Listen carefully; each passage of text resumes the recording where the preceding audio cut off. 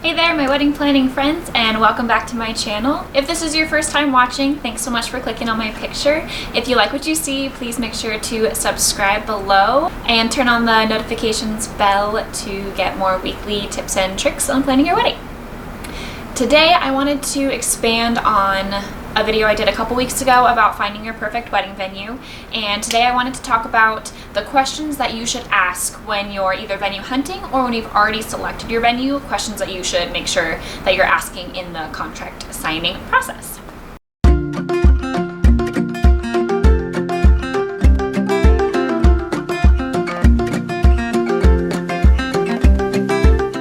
If you haven't watched the last video, I'll link it below. Make sure you check that one out as well, because these two will kind of go hand in hand with each other.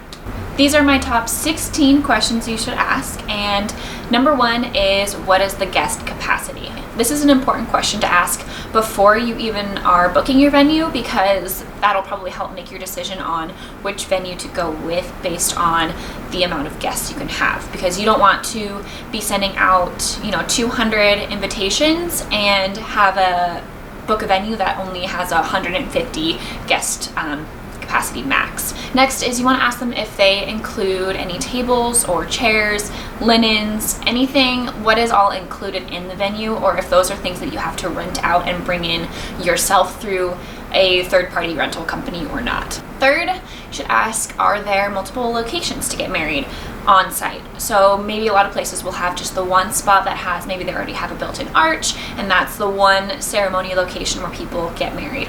Or perhaps it's they have large acreage and there's a couple different locations you can get married at that suits your needs. So maybe you want a more forested location, or you want something that's big and wide open, or something on a river. Finding out if there's some choices that you have when it comes to choosing the actual ceremony spot. Fourth is a pretty important question. You want to ask if there's any catering or alcohol restrictions. So a lot of wedding venues will have different alcohol licenses and different laws in accordance to what you can bring on site or what they provide for you. So some venues will offer a catering service, and you can either choose to use their catering service or bring in one of your own. Some venues will require you to use the catering service that they have on site. This also applies to alcohol catering as well. Some venues will require that you have somebody that is licensed to provide the alcohol as well as serve the alcohol. Some venues will allow you to bring in your own alcohol. Say you go purchase a bunch from Costco and then just have somebody there to serve it. And some venues will let you bring your own alcohol, self-serve, whatever. Those are important questions to ask in the booking process so that you know what to expect when it comes to booking those vendors. You also want to ask what your time constraints on the wedding day are. So how early you can access the venue on the morning of the wedding, if you plan to be getting ready at the venue, if you want to have your bridesmaids come in and a hair and makeup artist come to the venue and help you get ready, what time you can start doing that, and what time you have to be out of the venue. And some venues will have different rules as far as all of the bodies have to be out by a certain time, say midnight the night of your wedding, but you don't have to physically have all of your belongings and your decorations and everything out until maybe the next day. These are the things you have to ask in the booking process that you know what to expect on the weekend of your wedding. Noise ordinances are also another important question to ask the venues, especially if it's a venue that is within city limits. A lot of times they will have certain laws that they have to abide by when it comes to the level of noise you can have at your wedding. So like the decibel of your music, or how late certain music can go. A lot of places in town, at least in where I live in Missoula, Montana, places in town, usually it's a cutoff time of like 10:30 or 11 p.m. that music has to be off. Doesn't necessarily mean that you have to be out by that time, but the noise level has to be off or lowered at that certain time. This also applies to venues that are not in city limits, but maybe have a neighbor nearby. A lot of times there's some sort of agreement with the neighbors of what time music has to be off. So just make sure you ask about that, because that's important when you go to booking either a band, live music, or DJ. Number 7, do you have the venue for the day, or can you book it for the weekend? This is important especially if you have a lot of people coming from out of town and you're planning to host a lot of people the night before to set up, or to have your rehearsal dinner, and then to have cleanup time on Sunday. So say you booked the whole weekend, you would get Saturday, obviously for your wedding day, if you're doing a Saturday wedding. Friday, you'd be able to come in and help drop off rental items, maybe set up some things. Saturday morning, you could just do detail set outs and just last minute set up items like outside or things that you couldn't do the night before. And then have Sunday to be able to clean up and pack everything up so that you don't have to do it all Saturday night after your wedding day, because that's no fun for anybody. You also want to ask, what is the deposit amount required to book the date? Some venues do have different percentages that they require in order to reserve your wedding date. So you want to just make sure you know what that particular venue is going to require from you when it comes to money. Another good question to ask is, are there good photo ops around the area? This is something that you'll probably want to talk to your photographer about when you're having your meetings prior to the wedding day, especially if they haven't been to that particular venue, is knowing where a lot of the good spots to go, or where the venue owners see a lot of the photographers taking the couple or the bridal party to go take photos, like good spots around the area. Number 10, are there sleeping accommodations?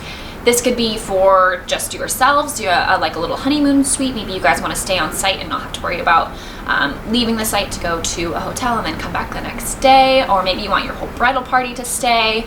Some venues will allow people to camp out on site so that your guests can stay and you don't have to worry about trying to find a ride or worrying about providing transportation for those who might be drinking alcohol, that sort of thing. That's also super good to know and might help make your decision if you're still looking at a few different venues and you don't know which one to go with. Having certain accommodations like allowing guests to stay on site might help make that decision for you. This next one kind of ties into what we talked about before, whether the venue is available for the whole weekend or the day. Even if you don't have the whole venue booked for the weekend, it's good to know if you're able to come in for an hour or two on the night before your wedding to do a actual physical rehearsal, and if you're able to do a rehearsal dinner on site. That's something that you want to ask your venue as well.